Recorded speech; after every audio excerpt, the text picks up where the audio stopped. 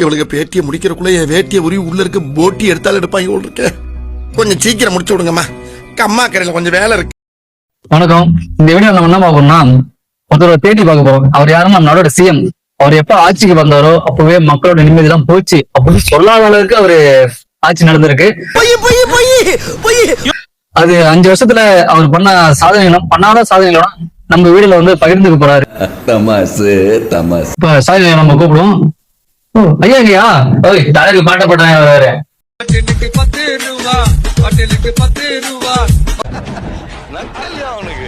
கட்ட பாட்டு போறா.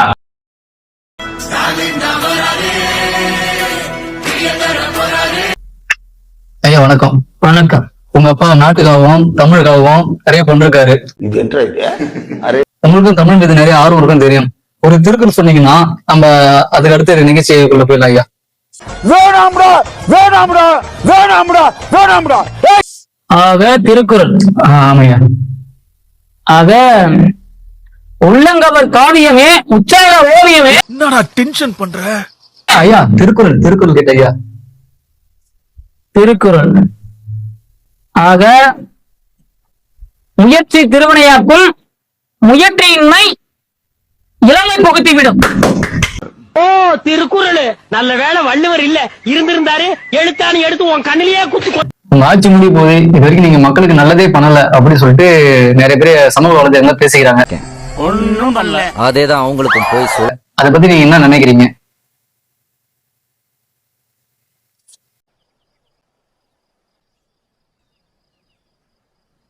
சார் வணக்கம் சார். பேப்பர் கொடுக்க மாட்டேன் சார். தம்பி ஐயாக்கு லைனா கேட்டாதான் பதில் சொல்றாரு. லைனா கேளு.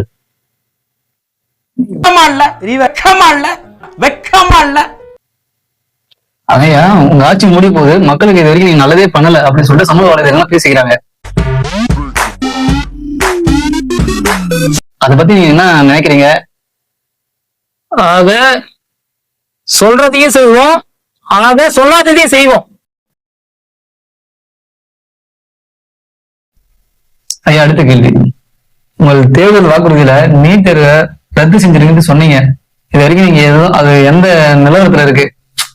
நிறைய ஸ்டூடெண்ட்ஸ் பாத்துருக்காங்க, சொல்லுங்க. அது ஒண்ணு இல்ல, கீழே போட்டு. அதுக்கான சாத்தியக்கூறுலாம் இருந்துச்சு, தற்போது எங்களால நிறைவேற்ற முடியல. போதுமான ஆட்சி காலம் பத்தல எங்களுக்கு. என்னென்ன சொல்றான் பாருங்க, கம்பி கட்டுற கதையெல்லாம் எடுத்து போடுறாங்க. அடுத்த ஆட்சி காலத்துல கண்டிப்பா நிறைவேற்றுவோம். நீ என்ன சொல்ற ஐயா? அடுத்த ஆண்டு தேர்தல் வருது. உங்களோட கொத்தடிங்களுக்கு ஏதாவது சொல்ல விரும்புறீங்களா? சரி, உங்க தொண்டர்களுக்கு ஏதாவது சொல்ல விரும்புறீங்களா கேக்குறேன். எலெக்ஷன் முன்னிட்டு.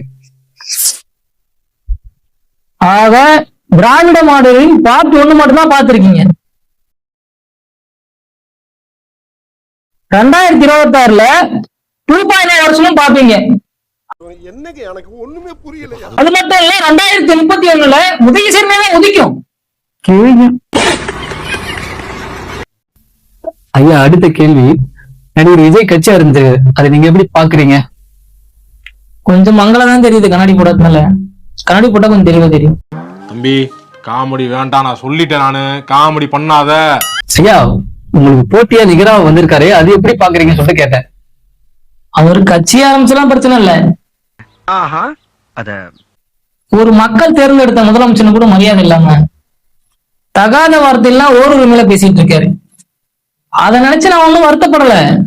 நீங்க அழுவ கூடாது. ஒண்ணு இல்ல இல்ல, நீங்க அழுவுறீங்க. இல்ல சார், இல்ல கண்ணு கலங்குது. அழுவல சார். இல்ல வந்துடுச்சு. சாரி, அழுவுடா எரும மாடு, அழுவுடா. ஐயா நான் அது கேட்கல. போட்டியாளரும் ஒருத்தர் வந்திருக்காரு, அது எப்படி நீங்க எதிர்கொள்றீங்க அப்படின்ட்டு கேட்கிறேன். வரட்டும் வரட்டும், தேர்தல் காலத்துல சந்திப்போம். போடா டேய், வீட்டுல ஏதாவது வேலை இருந்தா போய் பாடுறா.